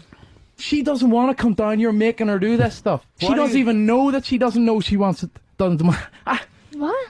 It's insane, man. It's insane. What he's saying is she so wants to please you, Mikey, that she maybe doesn't even know that this is what she doesn't want as a little girl. She could just tell me, I don't want to do it. And She's that's a fine. kid. Kids don't always say those things. I could never She's say a that. little bit of a different kid than you know. Mikey, Isn't that what your parents thought, though? What's that you that? were somehow special? That you were somehow this I tell little you, when Timmy I Michaels? when I was little Timmy Michaels, I was 3, and I was thrown into this, Mm-hmm. you know? So, I mean, the fact is, she started, doing the calls with you guys, and... That's where it should have ended. What's that? That's where it should have ended. It was great. It was funny. It was cute. It was but it's gone on too long, man. And this, you're fucking with this kid's head. And this is good. I'm not You're setting yourself up for a pretty bad fall, man. I think I'm okay, man. Okay. Well, I can't fucking listen to this shit, and I'll tell you. Like, everybody knows that. Do you have a kid? I don't have a kid. So you don't know how it is? He's been a kid. Yeah, you've been a kid, but you don't know how it... I fucking... Wasn't he an Oliver? People... No, that was me. The listeners care about this kid. I know. She's growing up with this show, Right. And it's fucking bad what you're doing, man. You really need to think I'm about not what you're doing a fucking thing. So if she doesn't want to do a show, she doesn't do a show. That's up to let me her. check on Lynette. How you feeling, honey? Hearing this? I'm upset. Yeah. What's got you upset? Jay Moore? Everything. No, not Jay Moore. What? People saying that I'm just a kid and that my dad is forcing me to do stuff. Yeah. Because it's not true. Right. Well, we're not saying so much that he's forcing you. We're just saying he's a bad person. And that every kid needs to recognize about their dad. Well, I don't think he's a bad person, so, I mean... Let's let the state decide. See, I don't want to see her in this mood too, Mikey. No, I don't want to see her in this mood either. She takes a ribbing. She goes with the bit. This is part of the whole thing. She's always done Children don't need to go with bits. Don't need to get ribbings on the air, man. Yeah, they don't need to, but I want to. She Mooch. wants it. She's been doing it, and everyone, we've been says they listening. have, that everyone's having fun here's with it. some- If she All right, wants let's- to come in and... Let's open up the phones. Am I here. meaner if I tell her don't do it? Let's open up the phones make her here. cry? 866 What's Ron better? Zero Fez. 866 Ron Zero Fez. Dan, you're on Ron and Fez. Hey, Ronnie, how are you? Yeah, good. Hey, I think what Moochie is getting at is I have a little girl who just told me she doesn't want to play violin anymore after 4 years. So now I have 3 violins and all that money worth of violin lessons. And the only reason she was playing the violin is because I wanted her to play the violin. So now she's a soccer So then, player. 'cause what do that's you she want me wants. to do? Do you want Play me the to... violin like a little girl. That would be good. I never took Lene to auditions when she was younger. I never put her No, into but you're vocal lessons. podcasting her and you're producing the show. If she wants to do... Well, now she wants an 8x10. That was her choice. She has 8x10s? Yeah, glossies. I didn't ask her to It's do that. your- She wanted to do It's that. your dream. It's your dream. The radio stuff was your... Like, Right. I've listened to it over the replays, and it was your dream. And you failed at it, and now you're making her do it. I failed at what? I failed at what? Parenthood. Stop it, you listen, two. Dave, when you have a girl and when you have your baby, you'll see how it is. I will keep my child far What from the are they radio. missing, Mikey? I doubt it. What are they missing? They're missing that they don't have kids. They don't... No, but what are they missing about having kids? Here's the thing. Like, I remember playing Army in the backyard, but my dad didn't go, hey, let's get your real M16 and go out and have you shoot. No. What he would call slopes. But, okay, for instance... And then I learned later that was bad. If I have a next-door neighbor who his kid was playing cops and robbers, and then he said, Robertsons. I want to be a cop. Mm-hmm. The father said, yeah, go ahead. Be a cop. I'll support you 100%. Yeah, but not in 5th grade. You're not a 5th grade cop. I know that. Little kids aren't DJs. But what I'm trying to say, like to Mooch, and try to say to you is, if she turns around to me and says, I don't want to do this, then that's fine. But kids don't tell you that if they think that's what you want. She's a different kid. The violin guy's daughter went 4 years. Here's Tony on Run Fez. Hey guys, I think Mooch is totally right. And Mikey D, why don't you change your kid's last name to Woods or something like that? To Woods? What? I don't get that one. Well, we were going to pick out a podcast today. Maybe nobody should get a podcast.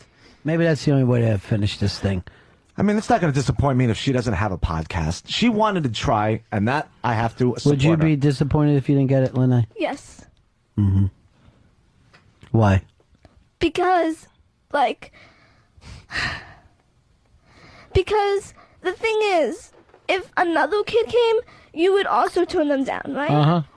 But the thing is, like, I'm a different kid, and I have a radio show, and I want to teach kids and adults out there that Right. don't know about music, current events, and stuff. Yeah, but no kids are going to be listening on Sunday night to this thing. I'm talking about my internet radio show. Right, but I'm Yeah. saying On X- that I think that's great that you're doing like a kids internet radio show. I think that's great. On Saturday mornings, right? Right.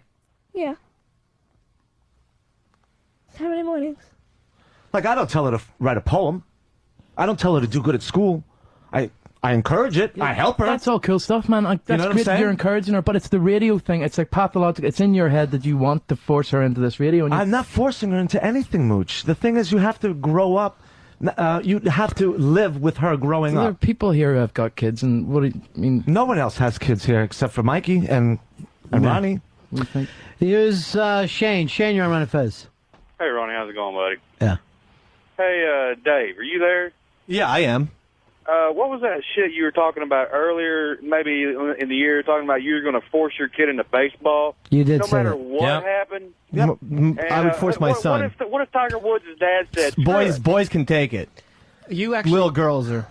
Tiger No Woods' offense, dad but said, fragile. Screw it, I'm Thank gonna do you. it. So he's a multi-millionaire golf player now, but it's okay. Y'all coming down on Mikey too damn hard, man. If the girl wants to do it, let her do it. Everybody has kind of ganged up on Mikey here. And I think that's got to be tough for you to hear, too, right, Lene? Yeah. It's tough for me to hear. Yeah.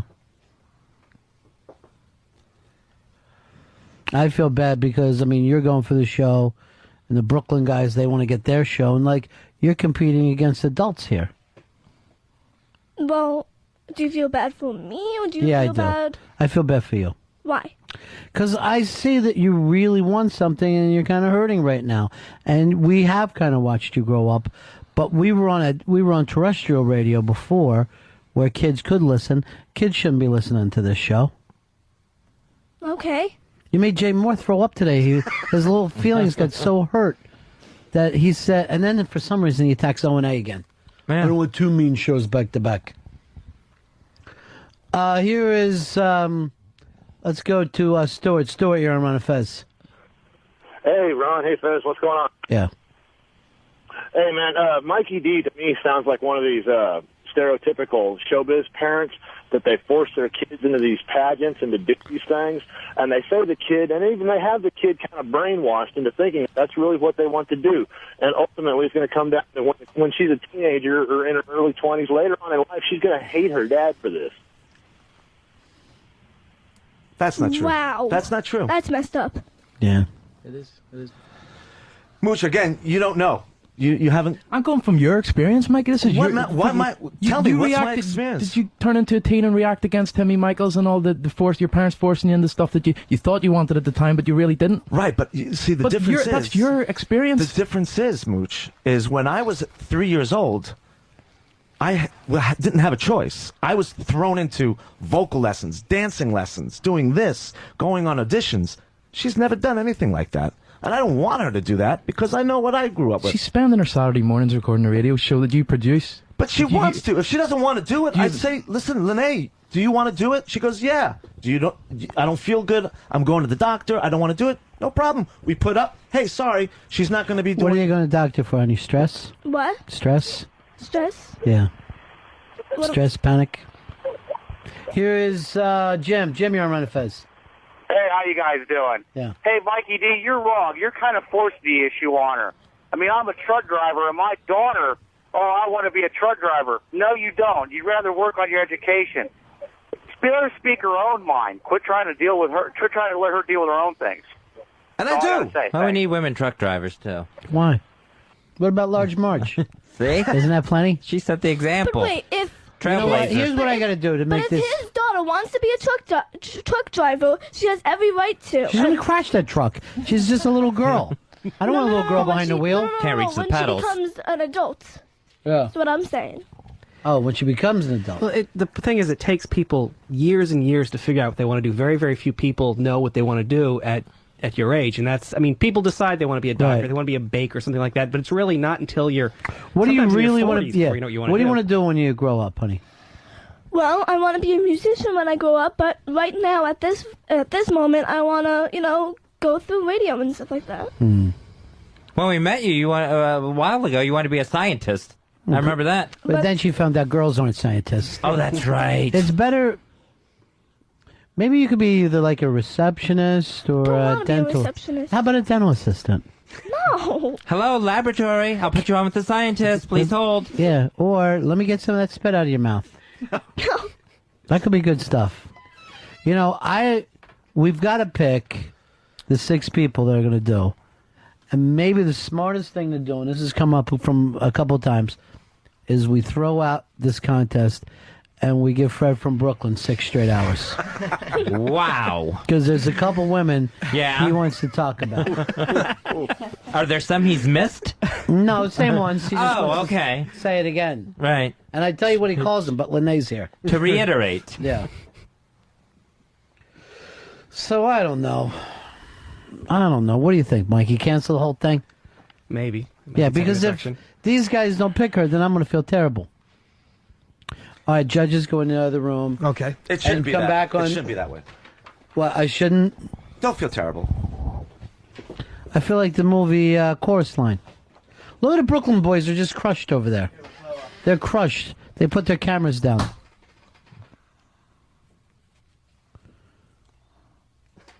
I hope they give it to you, honey. The judges are huddling up. I really hope they give it to her. But people have to understand that, when she was sick during the beginning of the year, she didn't do a show for 3 months until she said to me, you know what, Dad? Let me do a show.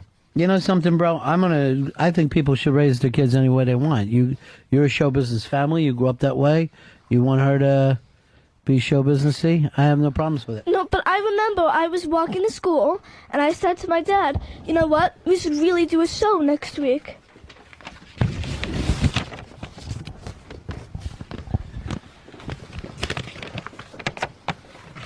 All right, I'm going to read these off one at a time. These will be the people up. Is there anything, the last things you want to say, Lene, before we do the choice?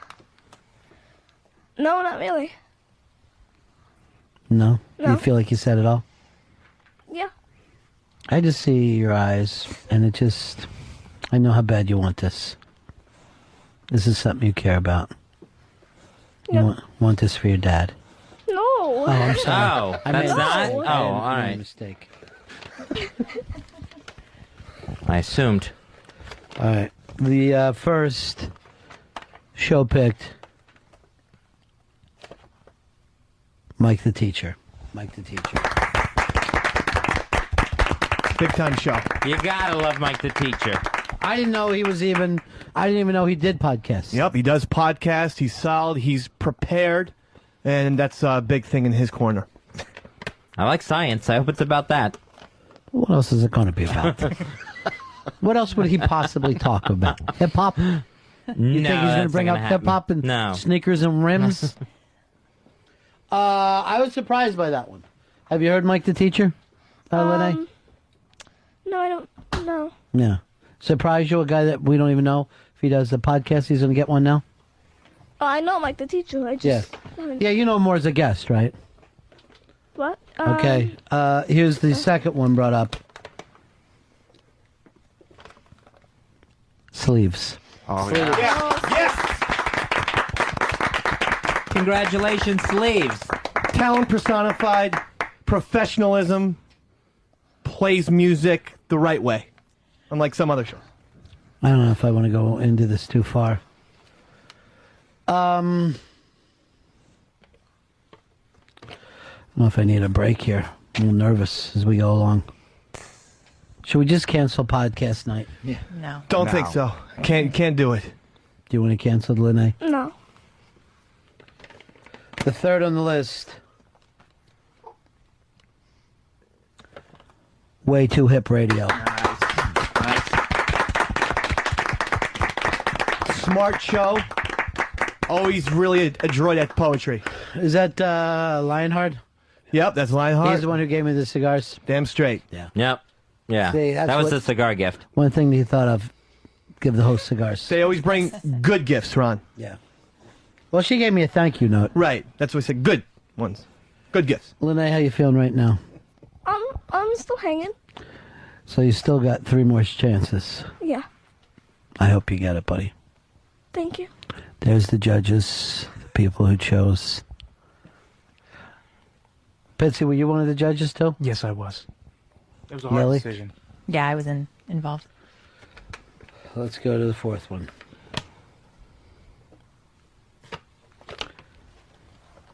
DJ New Style. Yeah. Wow. That's good. DJ New Style with the Germ Freak. Setting the podcast world on fire. Knows how to broadcast. Doesn't do it on Saturday mornings. Does it on Tuesday nights. Here we go. The 5th pick.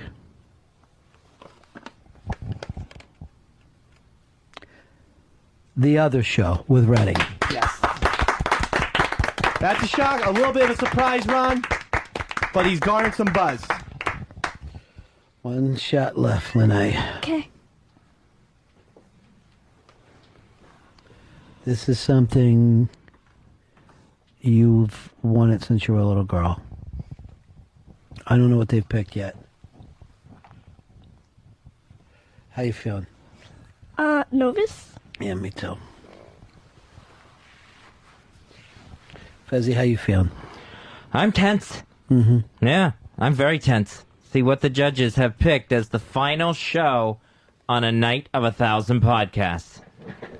Got one more name. I'm going to turn it over and read it. And no matter what happens, this will be the choice today. Before I do this, Yes. do you just want to admit that your dad puts a lot of pressure on you? No, he doesn't. You know, there's people that you can tell that'll maybe even take you out of that house if you need. No, trust me, he doesn't pressure me. You're nervous, aren't you? Yeah. I see it in your eyes. I'm going to turn this over and read it. The 6th show for Night of 1,000 podcasts. Bow and Hose. Bow and Hose. All right. The Brooklyn show. Yeah. All right. Brooklyn. That's one of them, they're Dean. Bow and Hose. Up and comers. Only been doing this for about 10, 12 hours. But that's the What? show. Yeah. Not a lot of experience. Thank you, guys. Appreciate it. Thank Lene. Thank you, Lene. You're welcome.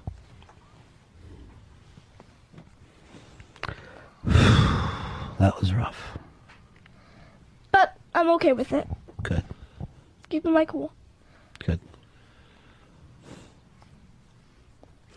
I always said it when I was a kid. I always said, and I got this from Nietzsche, whatever doesn't kill you makes you hate adults. And I remember that, and even when I became an adult, I still hated them. So feel free to hate the judges. Okay. It's good. There's plenty of them. It's not smart to burn bridges, though. We just felt like we were doing her service. It's a very rough business for somebody of her age. I don't want to say a kid, but her age. So It's a did rough any of the business. judges pick her at all? I didn't. I did not. No, I did not. No. Just not the right audience. Or material.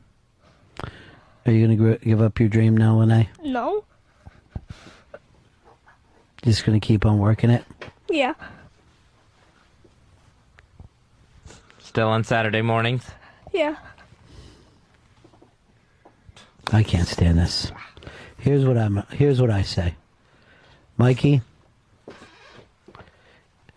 what if we took an hour during the afternoon show? I know it's not part of a Night of 1,000 podcast. We take an hour of the Sunday afternoon show away from the other shows. Right. And we give that to Lene D. Somewhere in the 2 to 5 slot. Yeah. Would that make you feel like you weren't part of it, Lene, or Yeah. be your own special spot? Yeah. And here's what I want you to do. Kind of like a showcase spot. I want you to do as the kids say. I want you to turn the mother out, all right? What? I want you to turn this mother out, Okay. all right? Okay. Just, the roof is on fire. We don't need no water. Let the mother jumper burn. Burn, mother jumper, burn. Turn this mother out. Turn this mother out. Hey, turn this mother out. Turn this mother out. Keep that funky music playing to my soul. Let the body rhythm take me till I lose control. Turn this mother out. Turn this mother out. Hey, turn this mother out. Turn this mother out. Pretty nice horse you got here. I paid top dollar for this beauty. Fast as a bullet. Want to see how yours compares? How about a race to Awangilla?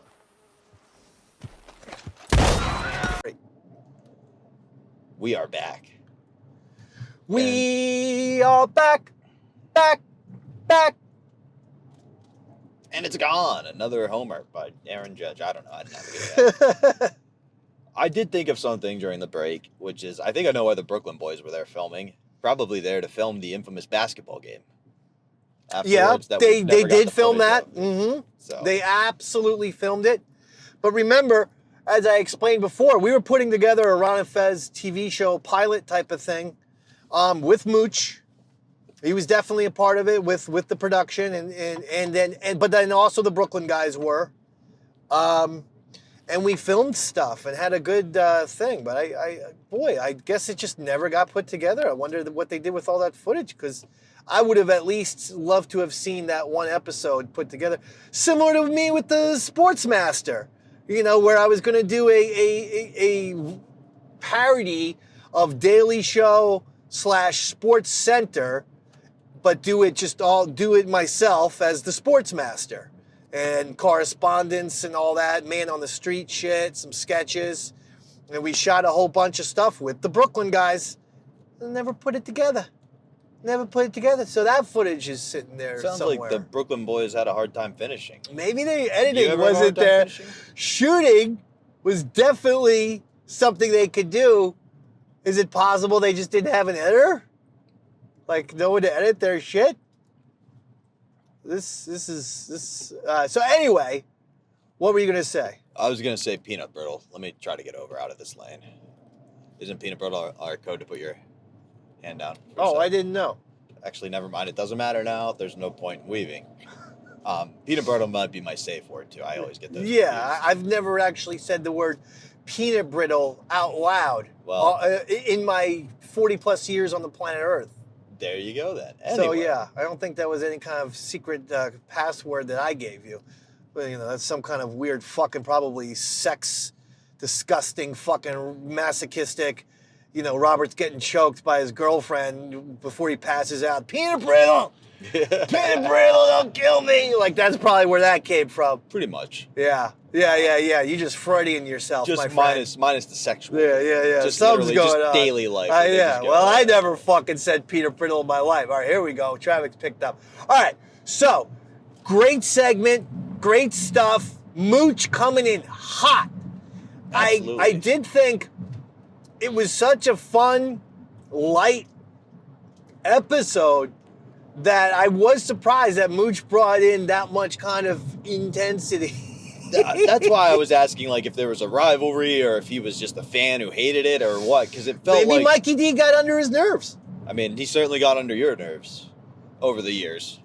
Well, yeah, the guy fucking came over to my house the night before I got married, and I was getting married at the Hard Rock Cafe in front of a sold-out building on the radio, Sirius XM. So I might have had a few things to do, and there's Mikey, and he's like, Dave, I got a 30-pack of Budweiser.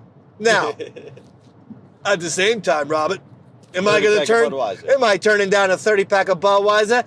Hells to the no! So I drank a good 16 or 17 of those bad boys.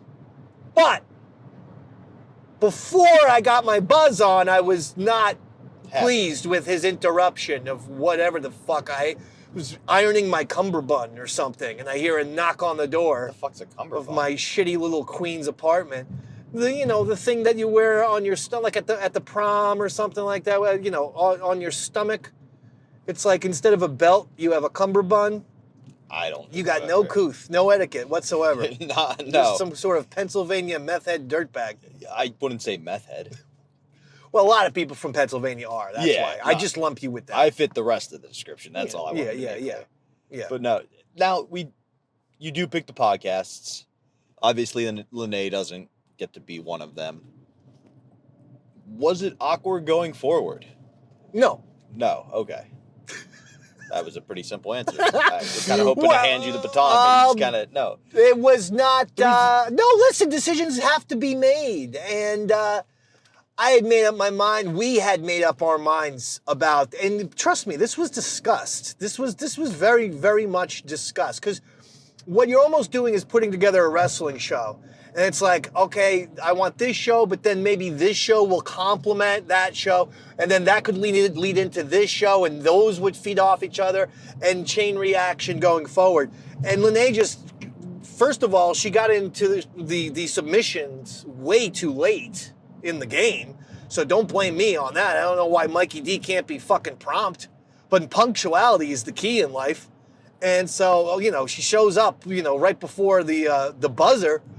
Like, give me the rock. It's like, well, you haven't played the whole game. I'm sorry. And the Brooklyn Boys podcast you guys said was announced 5 hours ago, but clearly had been in the works for a while. This was more of a...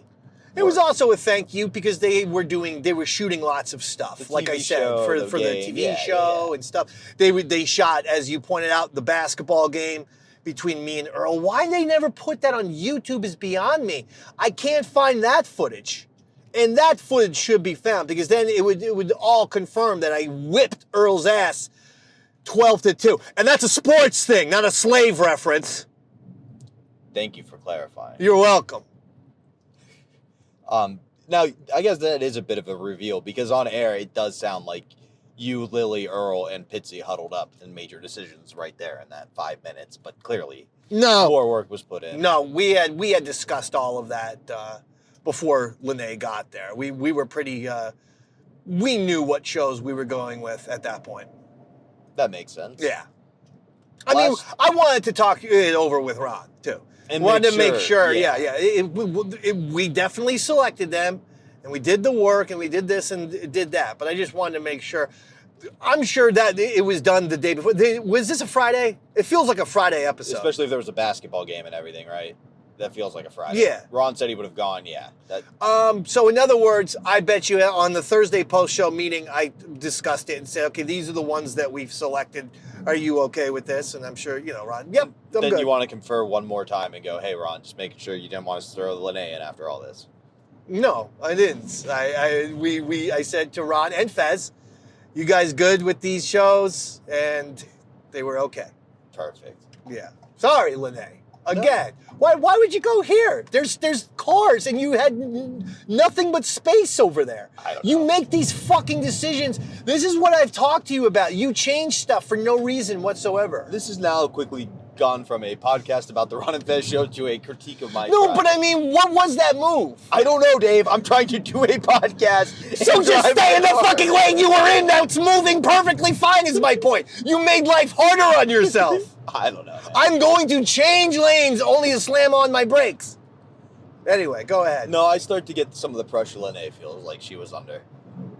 Well, the both of you fucking crack under pressure. Let me tells you. Oh, big time.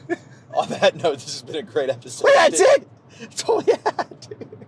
That's all. It's over. It was a nice, short and sweet one, buddy. It's a great episode. Listen, modern day man going strong youtube.com/@ModernDayManShow.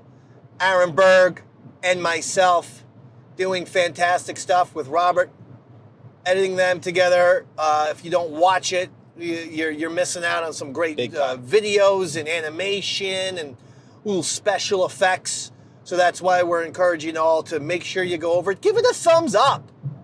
Spread the word as well. Davey Mac Sports Program, same thing. We just released our last 2 episodes have been covering the Diana Rossini, Mike Vrabel incident and how ESPN is so corrupt that they won't cover these stories. People are loving these episodes. Those, it doesn't matter to me. You want to listen to it, iTunes, Spotify, Amazon Music. If you want to watch them, Eastside Dave TV on YouTube. And Eastside Dave TV on YouTube, you can get all of my shows visually. But again, all of the shows are also available on iTunes and Spotify. And if you're on iTunes and Spotify, give us a 5-star rating. Apparently that really helps. 100%. Please, give us these 5-star ratings. Give us these thumbs ups. Give us these likes. And then share them to your social media or share them somewhere, please. It would help us out a lot. And because we really believe in the content we're producing. So we just want as many ears and eyeballs on these things as possible. But a lot of good things going in our direction as well. With the Wits Comedy Network and partnering up with the Italia Brothers, it's really fantastic. So 2026, very much looking like the year of the Dave Man. And maybe the year of the Robert as well. You never know. And anything to promote, Robert? No, make sure you're checking out Modern Day Man and the Davey Mac Sports Program. You don't need to promote that. I did that already. As far as comedy goes? Yeah, comedy. Your stuff. I'll be in Maryland again in June. Here we go, Maryland. Yeah. Whereabouts? I don't have the more? detail. I don't have the details yet, so follow me on the socials to get more information. Where are we going to be? We're going to be some B-more? We're going to go fucking West Side with Avon Box there? I prefer the Ocean City, Maryland shows. Dave, I was at a Baltimore show on Tuesday. Ooh. I'm sitting outside smoking a joint before the show, and I watched a girl get stomped out, get jumped, and her head stomped on until the cops showed up before the show. And then it was like, hey, go make people laugh. Fuck me, So man. I prefer the Ocean City shows. Jesus Christ. Was that girl's name Snoop? No. Okay, because I was going to say. It was bad, Dave. It's crazy because it's like, it is gentrified, but the crime's just still there. Like, there are nice Trader Joe's, but people are getting stomped out in front of them. Yeah, I don't want to see people getting stomped out. It's too disturbing. And then you have to go from that to my comedy? That's not going to cheer you up. It's like you're like stomping people on their heads orally. Yeah, you've heard this episode. On that note, seriously, I will be in Maryland then. I have a show tomorrow, but that's it for a little bit. We're taping something for somebody, so I will let you guys know. Follow me on social media if you want to see me. Bobby_Tamburo. Thank you so much. Thanks for tuning in, radio fans. See ya! Good night, everybody. Bunsen, I presume, of the world-class Ogilvies. There's nothing left to ruin here at Muppet University. Oh, here's my assistant Beaker, head like a hot dog streaker, ankle pants for the trouser peaker, happy to incinerate, visibly disintegrate, set on fire and roll about, poke 'em as the children shout. Bunsen, Bunsen, I saw you walking, I saw you talking with Mrs. Nanny. You said, can we and Beaker sleep over tonight? She said, sure, son, little Bunsen. Can me and Beaker sleep over tonight? Bunsen, Bunsen. Happy to incinerate, visibly disintegrate, set on fire and roll about, poke 'em as the children shout. Bunsen, Bunsen, Bunsen. That is haunting. That's one of the craziest things I've ever heard in my life.